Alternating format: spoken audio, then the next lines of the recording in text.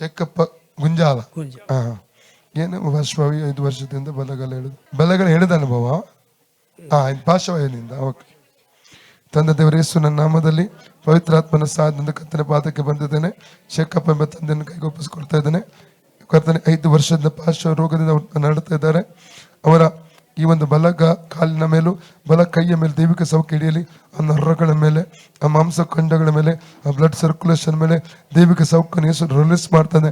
Fit of paralyse I bind and cast out in the name of Jesus.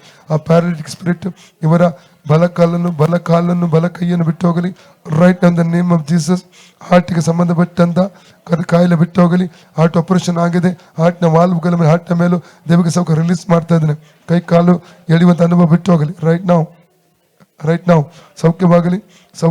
ಮೇಲೆ ಮಾಡಿ, ಕೆಳಗೆ ಮಾಡಿ, ಮೇಲೆ ಮಾಡಿ. ಫ್ರೀ ಆಗಿದೆಯಾ?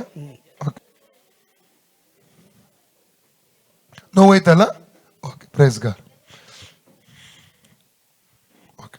ಯೇಸುವೆ ಸುಖ ಕೊಟ್ಟದಕ್ಕಾಗಿ ಸ್ತೋತ್ರ.